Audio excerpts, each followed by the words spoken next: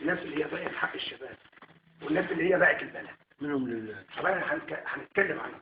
ربنا يخلص منهم. القصيدة العنوان كلمة عتاب. أنا بعاتب كل المسؤولين اللي أهدروا حق البلد. فبقى كل مسؤول في مكان من رئيس الجمهورية لرئيس مجلس المدينة للغفير اللي هو ضيع حق الوطن أو خان الأمانة اللي أقسم من أجله. فأني بخاطبه وبسأله بقول له ليه يا ابن مصر تخون الأمانة والأوطان وانت كنت رمزا ترفع له الأعلام؟ ليه تبيع تاريخك بأرخص الأثمان وتخون الأمانة والأوطان؟ سمعت صوت جرس وأداب بينادي هيا يا شبان نطلع الميدان نرجع لمصر كرامة الإنسان. طلع عليهم عصابة الطغيان ضربوهم في الميدان حتى الدم على الأرض سال داسوا عليه بالأقدام. ده دول أولاد مصر الأبطال، دول اللي رجعوا للعروبة كرامة الإنسان. ليه تضربوهم بدون رحمة ولا احترام وتدوسوا عليهم بالخيل والجمال؟ سمعت صوت أم بتبكي من شدة الحرمان، سمعت صوت طفل بيبكي من شدة الألام. كم من شاب بات في الخلع عريان، كم من فتى باتت تحلم بالأمان، كم من أب ماتت فيه كرامة الإنسان. ليه تقطعوا الورد من البستان وتدوسوا عليه بالأقدام؟ ليه يا ابن مصر تحرص على شيء فان لو دام لدام لملوك الفرس والرومان؟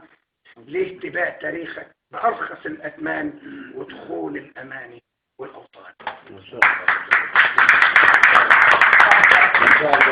الله. ربنا يبارك فيك. هي اسمه كلمة عتاب. أنا بعرف الواحد ما شاء الله. مش بخص بقى رئيس الجمهورية، لا طبعا. كل إنسان خان الأماني لو حتى هو بخير. ما شاء الله. ما شاء الله.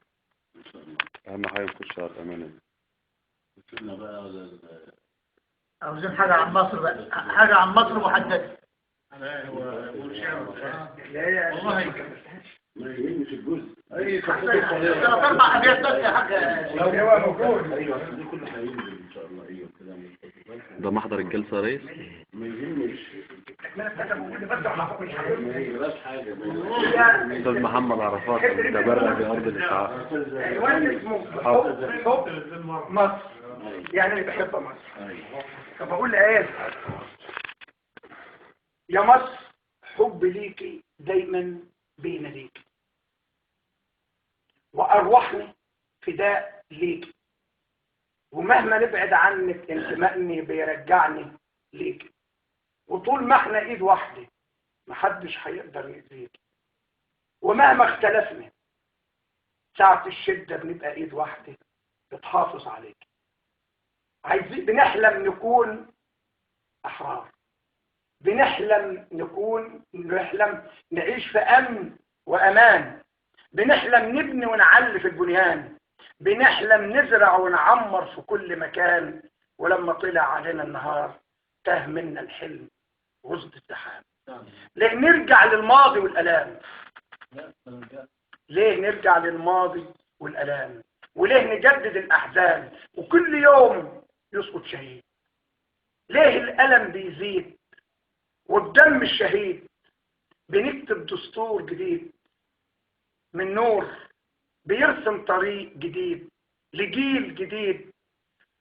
وليه من حقق أمل الشهيد بيحضر معاني في يوم العيد؟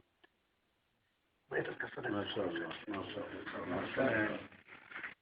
الحته بقى اللي هي بتاع الايه الفلوس. لا اللي هي بتاع الغرابه والجمال. علشان هنحل